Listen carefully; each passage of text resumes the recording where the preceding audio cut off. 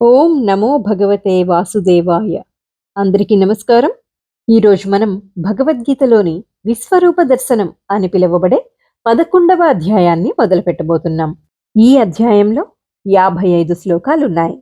1 నుండి 10 వరకు గల అధ్యాయాలలో ఎన్నో సందర్భాలలో శ్రీకృష్ణ పరమాత్మ తాను భగవంతుడను అని చెప్తూ 10వ అధ్యాయంలో తన యొక్క దివ్య మహిమలను గురించి వివరించి చెప్పారు. ప్రతి జీవిలోనూ ప్రతి వస్తువులోనూ తాను ఉన్నానని, తాను లేనిది అణుమాత్రం కూడా ఏదీ లేదని, ఈ విశ్వమంతా తనలోని ఒక అంశ మాత్రమే అని చెప్పడంతో అర్జునుడిలో ఒక జిజ్ఞాస ఉదయించి ఆశ్చర్యంతో పాటు శ్రీకృష్ణుని గురించి ఇంకా ఎక్కువ తెలుసుకోవాలి అనే కోరిక కలిగింది. ఆ కోరికను ఎంతో వినయంగా విన్నవించుకున్న అర్జునుడికి శ్రీకృష్ణ భగవానుడు అత్యంత ప్రేమతో తన విశ్వరూపాన్ని చూపించిన దృశ్యము ఈ 11వ అధ్యాయంలో వివరించబడుతుంది. భగవద్గీతలో ఈ 11వ అధ్యాయం ఎంతో ఉత్తమమైనది అని చెప్పబడుతుంది. ఎందుకంటే శ్రీకృష్ణ పరమాత్మ ఇంతటి గొప్ప విశ్వరూపాన్ని అంతకు ముందు ఎప్పుడూ ప్రదర్శించలేదు. వామనుడు త్రివిక్రముడు అగుట ఒక విశ్వరూప దర్శనం. శ్రీకృష్ణుడు కౌరవ సభలోను మన్ను తిన్న బాలకృష్ణుడు తల్లికి తన నోట చూపించిన దృశ్యము, ఇవన్నీ కూడా విశ్వరూప దర్శనమే. కాని కురుక్షేత్రంలో అర్జునుడికి చూపించిన విశ్వరూపం సాటిలేనిది, అత్యద్భుతమైనది.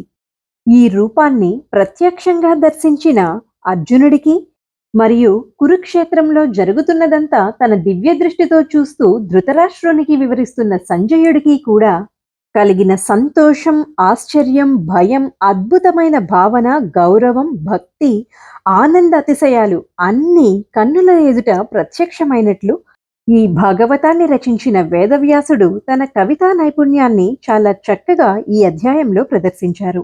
ఇక ఆలస్యం చేయకుండా ఈ అధ్యాయంలోని ప్రతి శ్లోకము మరియు భావము చెప్పుకుంటూ వెళ్దాం. ఓం శ్రీకృష్ణ పరమాత్మనే నమః. హరే కృష్ణ హరే కృష్ణ కృష్ణ కృష్ణ హరే హరే. జై శ్రీకృష్ణ. ఏకాదశోధ్యాయ విశ్వరూప దర్శనయోగం అని పిలువబడే ఈ 11వ అధ్యాయంలో మొదటి శ్లోకం మరియు భావం ఇప్పుడు తెలుసుకుందాం. అర్జున ఉవాచ మదనుగ్రహాయ పరమం గుహ్యమధ్యాత్మ సంజ్ఞితం యత్వయోక్తం వచస్తేన మోహోయం విగతో మమ. ఈ శ్లోకానికి భావం: అర్జునుడు శ్రీకృష్ణ పరమాత్మతో ఈ విధంగా అంటున్నాడు. కృష్ణ, నన్ను అనుగ్రహింపదలచి నువ్వు చేసిన ఈ శ్రేష్టమైన పరమ రహస్యమైన ఆధ్యాత్మిక విషయాలను గురించి నువ్వు కరుణతో నాకు చేసిన ఉపదేశాలను వినడం ద్వారా ఇప్పుడు నా మోహం తొలగిపోయింది. ఇక్కడ అర్జునుడు మోహం తొలగిపోయినది అనడంలో అర్థం తన బంధు వ్యామోహం తొలగింది అని. పరమాత్మ తత్వం తెలియని తనకు శ్రీకృష్ణుడే పరమాత్మ అనే సత్యాన్ని గ్రహించడం చేత తన మోహం తొలగిపోయింది అని అర్జునుడు అంటున్నాడు. 11వ అధ్యాయంలోని 2వ శ్లోకం: భవాప్యయౌ హి భూతానాం శ్రుతౌ విస్తరసో మయా త్వత్తః కమలపత్రాక్ష మహాత్మ్యమపి చావ్యయం. ఈ శ్లోకానికి భావం: ఓ కమలనేత్రుడా, ప్రతి జీవుని జనన మరణాల గురించి వివరంగా నీ నుండి విన్నాను. అలాగే శాశ్వతమైన నీ యొక్క మహిమలను గురించి కూడా తెలుసుకున్నాను అని అర్జునుడు శ్రీకృష్ణ పరమాత్మతో అంటున్నాడు. విశ్వరూప దర్శన యోగంలోని 3వ శ్లోకం: ఏవమేతద్యథా తత్వమాత్మానం పరమేశ్వర ద్రష్టుమిచ్ఛామి తే రూపం ఐశ్వర్యం పురుషోత్తమ. ఈ శ్లోకానికి భావం: ఓ పురుషోత్తమ, ఓ పరమేశ్వర, నువ్వు వర్ణించిన రీతిగా నీ యథార్థ రూపాన్ని నేను నా ఎదుట చూడగలుగుతున్నాను. కానీ ఈ జగత్తులోకి నువ్వు ఏ విధంగా ప్రవేశించావో నేను చూడాలనుకుంటున్నాను. నీ యొక్క షడ్గుణ ఐశ్వర్యాలతో కూడిన రూపాన్ని ప్రత్యక్షంగా చూడాలని కుతూహలపడుతున్నాను అని అర్జునుడు ఎంతో వినయంగా శ్రీకృష్ణుడిని అడుగుతున్నాడు. ఇక్కడ షడ్గుణ ఐశ్వర్యాలు అంటే జ్ఞానము, ఐశ్వర్యము, శక్తి, బలము, వీర్యము, తేజో మహిమలతో కూడిన రూపము అని అర్థం. ఇక 4వ శ్లోకంలో అర్జునుడు ఏమని అడుగుతున్నాడో చూద్దాం. మన్యసే యది తచ్చక్యం మయా ద్రష్టుమితి ప్రభో యోగేశ్వర తతో మే త్వం దర్శయాత్మానమవ్యయం. ఈ శ్లోకానికి భావం: హే ప్రభు, యోగేశ్వర, నీ జగద్రూపాన్ని చూడడానికి నేను సమర్థుడని అని నువ్వు అనుకుంటే దయచేసి ఆ అపరిమితమైన విశ్వరూపాన్ని నాకు చూపించవలసిందిగా కోరుతున్నాను అని అర్జునుడు శ్రీకృష్ణ పరమాత్మని వేడుకున్నాడు. శ్రీ భగవానువాచ పశ్య మే పార్థ రూపాణి శతశోధ సహస్రశః నానావిధాని దివ్యాని నానా వర్ణాకృతీని చ.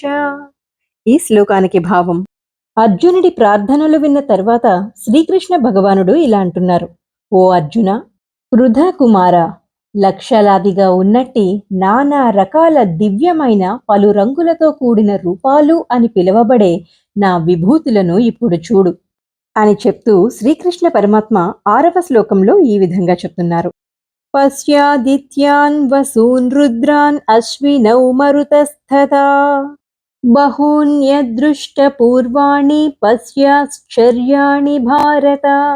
ఓ భరతులలో శ్రేష్ఠుడా, ద్వాదశాదిత్యులను, అష్టవసువులను, ఏకాదశ రుద్రులను, 2 అశ్వినీ కుమారులను, 49 మంది మరుత్తులను నాయందు చూడు.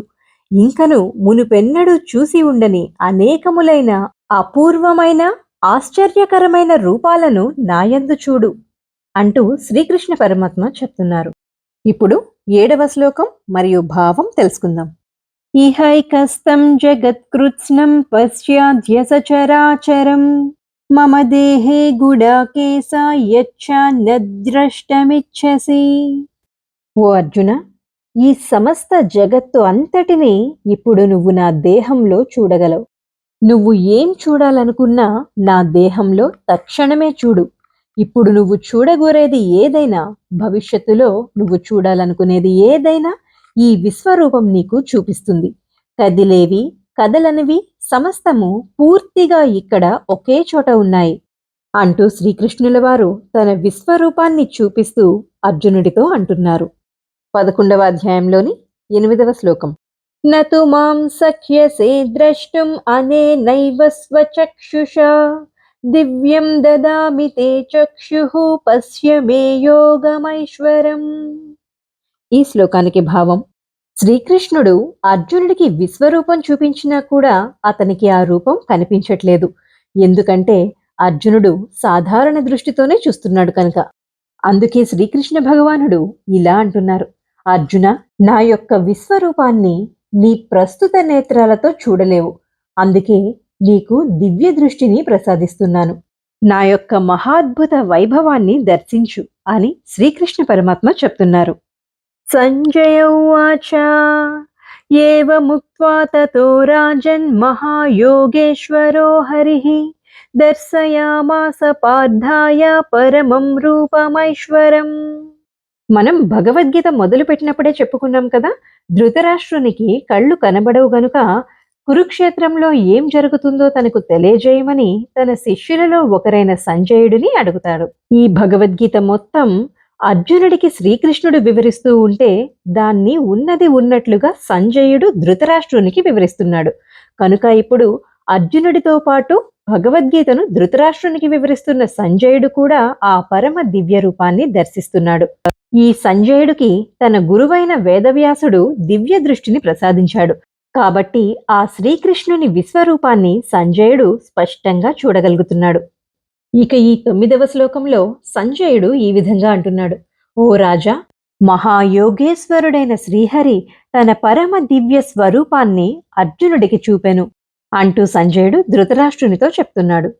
ఇంకా సంజయుడు ఆ శ్రీకృష్ణ భగవానుడి యొక్క విశ్వరూపం గురించి ఈ విధంగా వర్ణిస్తున్నాడు: అనేక వక్త్ర నయనం అనేకాద్భుత దర్శనం అనేక దివ్యాభరణం దివ్యానేకోద్యతాయుధం దివ్యమాల్యాంబరధరం దివ్యగంధానులేపనం సర్వాశ్చర్యమయం దేవం అనంతం విశ్వతోముఖం. ఓ రాజా, ఆ విశ్వరూపంలో నేను అనేకమైన ముఖాలను, అనంతమైన నేత్రాలను, అనేక అద్భుతమైన దృశ్యాలను చూస్తున్నాను.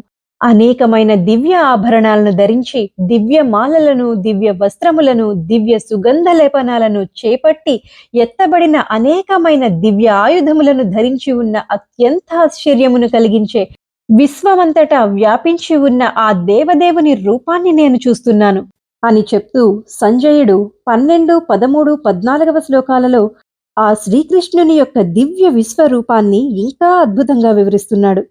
దివి సూర్య సహస్రస్య భవేద్యుగపదుత్థితా యది బాహ్ సదృశీ సా స్యాద్ భాసస్తస్య మహాత్మనః. ఆకాశంలో వేల కొలది సూర్యులు ఒకేసారి ఉదయించిన వాటి కాంతి ఇప్పుడు నేను చూస్తున్న శ్రీకృష్ణుని విశ్వరూపంలోని తేజస్సుతో సరిపోదేమో అని సంజయుడు ధృతరాష్ట్రునితో చెప్తున్నాడు. తత్రైకస్థం జగత్కృత్స్నం ప్రవిభక్తమనేకధా అపశ్యద్దేవ దేవస్య శరీరే పాండవస్తదా. ఈ శ్లోకానికి భావం, సంజయుడు ధృతరాష్ట్రునితో ఈ విధంగా చెప్తున్నాడు. ఓ రాజా, ఇప్పుడు అర్జునుడు అనేక విధాలుగా విభజించబడి ఉన్న యావత్తు జగత్తును ఆ దేవదేవుని దేహంలోనే దర్శించగలుగుతున్నాడు అంటూ సంజయుడు వివరిస్తున్నాడు. ఏకాదశోధ్యాయంలోని 14వ శ్లోకం మరియు భావం ఇప్పుడు తెలుసుకుందాం. తతః స విస్మయా విష్ణు హృష్ణ రోమా ధనంజయః ప్రణమ్య శిరసా దేవం కృతాంజలిరభాషత. అద్భుతమైన ఆ పరమాత్ముని విశ్వరూపమును చూసి అర్జునుడు ఆశ్చర్యచకితుడై అర్జునుడి రోమాలు నిక్కపడుచుకోగా దివ్య తేజోవంతమైన ఆ విశ్వరూపానికి సాష్టాంగ ప్రణామాలు చేసి చేతులు జోడించి అర్జునుడు ఈ విధంగా అంటున్నాడు అని సంజయుడు ధృతరాష్ట్రునితో చెప్తున్నాడు. ఇక 15వ శ్లోకం నుండి 31వ శ్లోకం వరకు అర్జునుడు శ్రీకృష్ణుని విశ్వరూపాన్ని వివరించడం మనం వచ్చే భాగంలో తెలుసుకుందాం. ఇప్పుడు మనం విశ్వరూప దర్శన యోగం అని పిలువబడే ఈ 11వ అధ్యాయంలోని 1 నుండి 14 వరకు గల శ్లోకాల మొత్తం తాత్పర్యాన్ని మాత్రమే మరొక్కసారి చెప్పుకొని ఈ భాగాన్ని ముగిద్దాం. ఈ 11వ అధ్యాయాన్ని ఏకాదశోధ్యాయ అని కూడా అంటారు. దశమి అంటే 10, ఏకాదశి అంటే 11. ఇది 11వ అధ్యాయం గనుక ఈ అధ్యాయానికి ఏకాదశోధ్యాయ అని పేరు వచ్చింది. శ్రీకృష్ణుని యొక్క మహిమలు తెలుసుకొని అర్జునుడు ఆనందంతో పొంగిపోయి ఈ విధంగా అంటున్నాడు.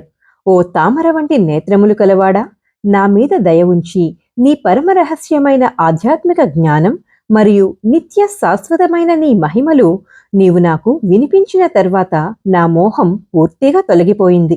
ఓ పురుషోత్తమ, నీ గురించి పూర్తిగా తెలుసుకున్న తర్వాత ఇప్పుడు నాకు నీ యొక్క దివ్య స్వరూపం చూడాలనే కోరిక కలుగుతుంది. నీ విశ్వరూపాన్ని దర్శించగలిగే శక్తి నాకు ఉంది అని నువ్వు అనుకుంటే దయచేసి ఆ యొక్క విశ్వరూపాన్ని నాకు చూపించుము అని అర్జునుడు శ్రీకృష్ణుడిని ప్రాధేయపడ్డాడు. అర్జునుడి ప్రార్థనలు విన్న తర్వాత శ్రీకృష్ణ పరమాత్మ ఇలా అంటున్నారు. ఓ అర్జున, ఇదిగో జాగ్రత్తగా చూడు, ఇదే నా విశ్వరూపం. నా రూపం ఒక్కటే అయినా అందులో అసంఖ్యాకమైన ముఖాలు, విలక్షణమైన రంగులు, అనంతమైన వ్యక్తిత్వాలు ఉంటాయి. ఇందులో కేవలం భూలోకంలో ఉన్న అద్భుతాలే కాక పైలోకంలో ఉన్న అద్భుతాలు కూడా ఉంటాయి. దేవతలందరూ కూడా నా స్వరూపంలో అతి చిన్న భాగాలు. 12 ఆదిత్యులు, 8 వసువులు, 11 రుద్రులు, 2 అశ్విని కుమారులు మరియు 49 మరుత్తులు అందరూ నాయందే ఉన్నారు. సమస్త చరాచరములు కలిగి ఉన్న జగత్తును నా విశ్వరూపం నందు దర్శించుము అర్జున అని శ్రీకృష్ణ పరమాత్మ చెప్పారు. భగవంతునికి 2 రకాల స్వరూపాలుంటాయి. ఒకటి మామూలు కళ్ళతో చూడగలిగే భౌతికమైన స్వరూపం, రెండవది దివ్య దృష్టితో మాత్రమే చూడగలిగే దివ్య విశ్వరూపం. శ్రీకృష్ణ భగవానుడు అర్జునుడికి విశ్వరూపం చూపించినా కూడా అతనికి ఆ రూపం కనిపించట్లేదు.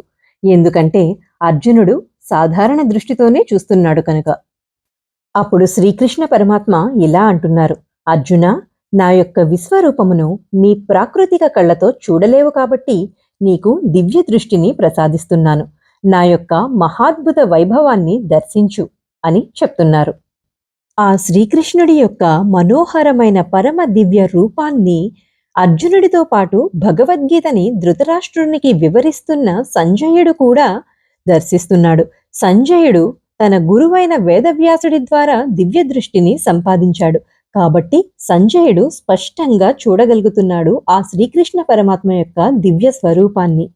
ఆ విశ్వరూపం యొక్క విశేషాలను సంజయుడు ధృతరాష్ట్రునికి ఈ విధంగా వివరిస్తున్నాడు. ఓ రాజా, ఆ విశ్వరూపంలో అనంతమైన ముఖాలు, దివ్యమైన ఆభరణాలు, అనేక రకాల ఆయుధాలు, శరీరంపై అనేకమైన మాలలు ఉన్నాయి. ఆకాశంలో 1000 మంది సూర్యులు ఒకే సమయంలో ప్రకాశిస్తే వచ్చే మహోన్నతమైన తేజస్సు ఇప్పుడు నేను చూస్తున్న శ్రీకృష్ణుని యొక్క తేజస్సు ముందు సాటిరాదేమో అంటూ సంజయుడు ఆ శ్రీకృష్ణుని యొక్క విశ్వరూపాన్ని ధృతరాష్ట్రునికి వివరించాడు. అప్పుడు అర్జునుడు, వేలాదిగా విభజించినప్పటికీ ఒకే చోట నెలకొని ఉన్నట్టి విశ్వపు అనంతమైన రూపాలను శ్రీకృష్ణ పరమాత్ముని విశ్వరూపంలో చూడగలిగాడు. అప్పుడు అర్జునుడు ఆ పరమాత్మని యొక్క విశ్వరూపాన్ని చూసి దిగ్భ్రాంతి చెంది ఆశ్చర్యచకితుడై చేతులు జోడించి తలవంచి నమస్కరిస్తూ ఆ శ్రీకృష్ణ పరమాత్ముని ప్రార్థించడం మొదలుపెట్టాడు. ఇక అర్జునుడు ఆ శ్రీకృష్ణ పరమాత్ముని ఎన్ని రకాలుగా ప్రార్థించాడో, ఎన్ని విధాలుగా వర్ణించాడో అన్నది మనం వచ్చే వీడియోలో తెలుసుకుందాం. హరే కృష్ణ కృష్ణ కృష్ణ హరే హరే, జై శ్రీకృష్ణ.